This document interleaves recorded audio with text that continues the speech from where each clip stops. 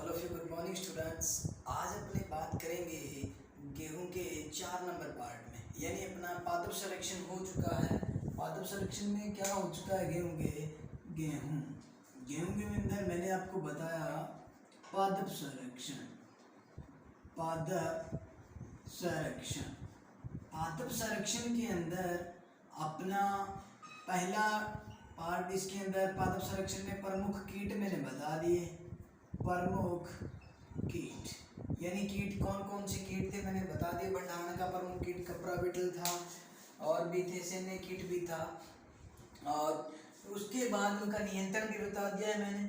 अब उसके बाद अपने बात करेंगे, इसके अंदर 2 नंबर आता है प्रमुख रोग, यानी कौन कौन सी डिजीज यानी कौन कौन से रोग हैं जो गेहूं की फसल को प्रभावित करते हैं। तो इसके अंदर पहला अपना रोग रहता है गेहूं के अंदर, वो रहता है झुलसा व पत्ती धब्बा रोग। झुलसा व पत्ती धब्बा रोग। इसके अंदर क्या है कि नाम से भी पता चल रहा है कि पत्तियां झुलस जाती है, उनके ऊपर धब्बे प्रभावित हो जाते हैं। इस रोग से फसल प्रभावित होती है। अगर इसका कंट्रोल पूछा जाए कि इसका कंट्रोल किससे करोगे आप, तो इसका कंट्रोल होता है मैनकोजेब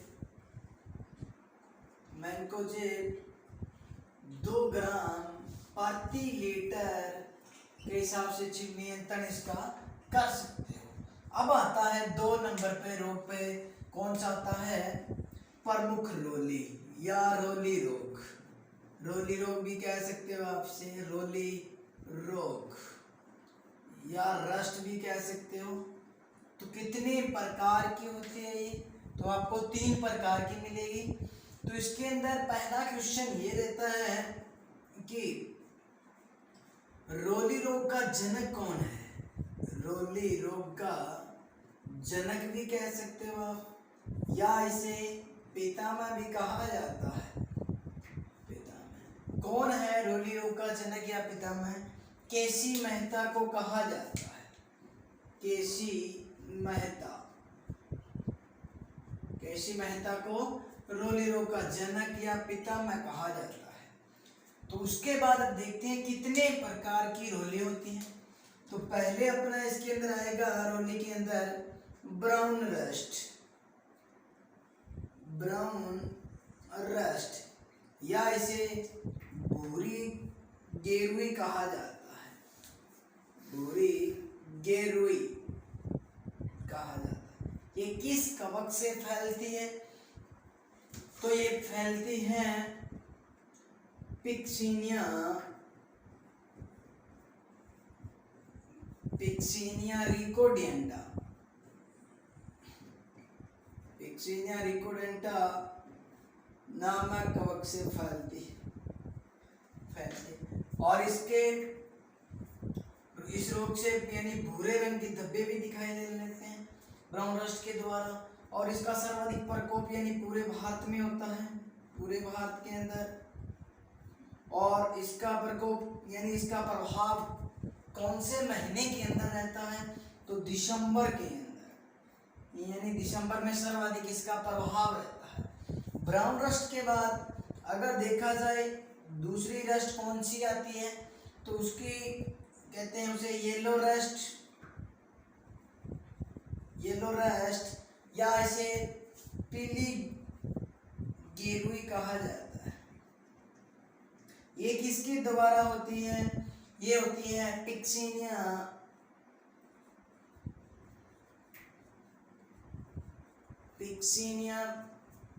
स्ट्रीफॉर्मिस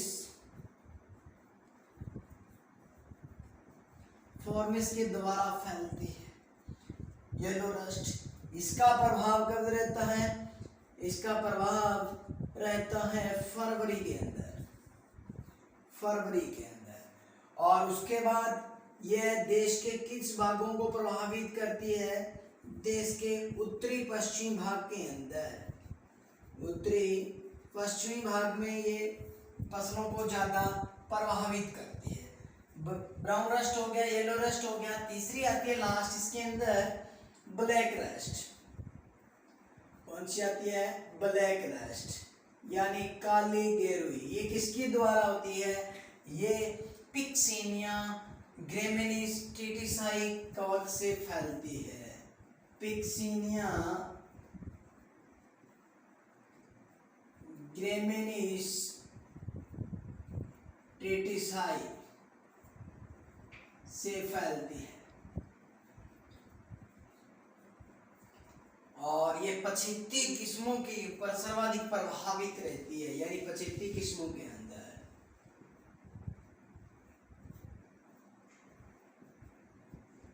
किस्मों को प्रभावित करती है। इसे गेहूं का क्रेशर रोग भी कहा जाता है।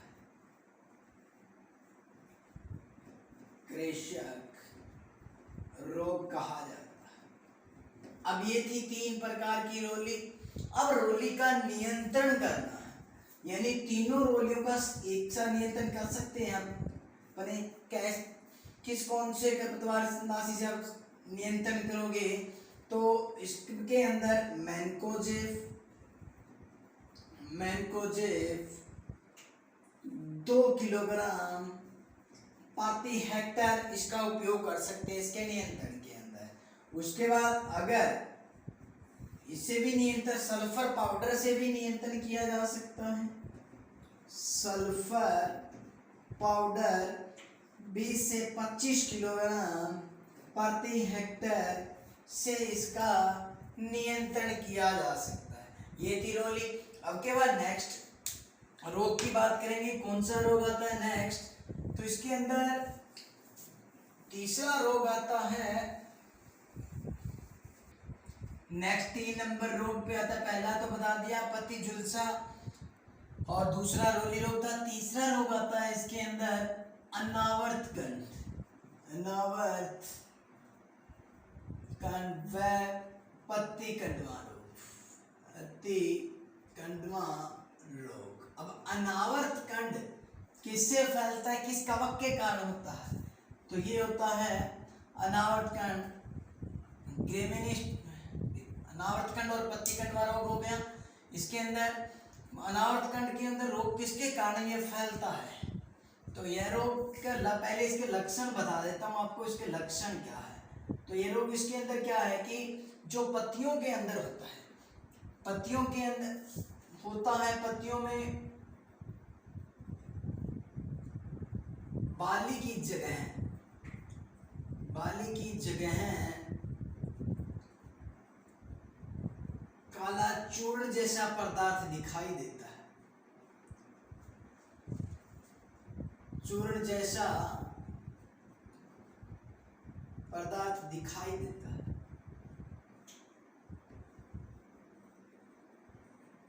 उसके बाद ये अंतबीजोंड भी होता है। यह अंतबीजोंड यानी बीज के द्वारा फैलने वाला रोग है ये। उसके बाद ये भी कह सकते हो कि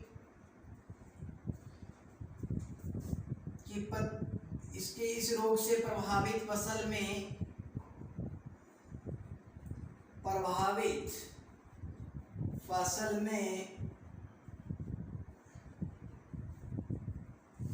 बाली पहले आ जाती है,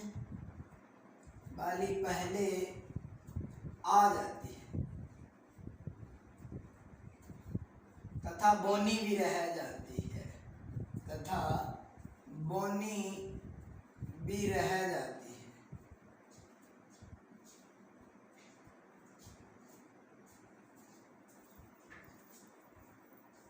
अब होता किसके कारण होता है ये? ग्रेप एस्टिल किस कवक के कारण होता है? कवक का नाम यहाँ लिख देता हूं मैं,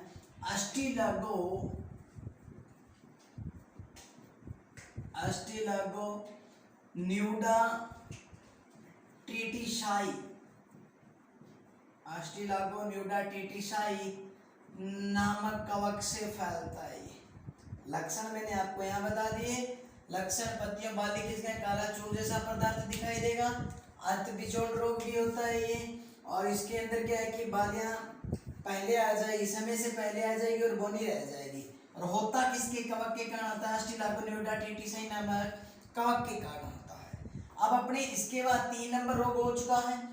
3 नंबर के बाद 4 नंबर रोग की बात करेंगे तो 4 नंबर रोग आता है ईयर कोकल।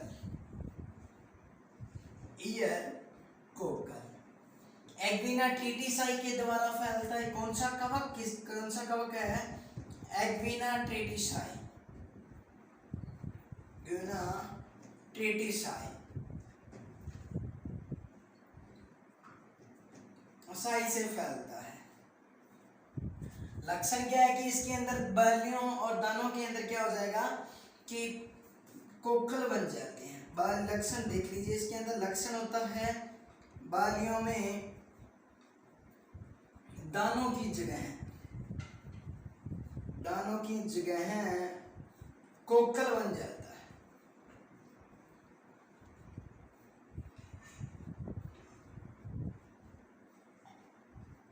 कोकल बन जाता है। ये था ईयर कोकल। ईयर कोकल का अगर नियंत्रण पूछा जाए कि नियंत्रण किसके द्वारा किया जाता है, तो इसका कंट्रोल आप ये भी कर सकते हो कि 20% नमक के घोल से इसको उपचारित कर सकते हैं। 20% नमक के घोल से उपचारित कर सकते हैं। ईयर कोकल के बाद इसके अंदर एक ये भी है कि इसमें लक्षण वो भी आता है कि नर्सरी अवस्था के अंदर पौधे की पत्तियां बोनी सिकुड़ जाती है और क्या होता है कि पौधा झाड़ीनुमा हो जाता है। इसका प्रमुख लक्षण है पौधा झाड़ीनुमा हो जाता है।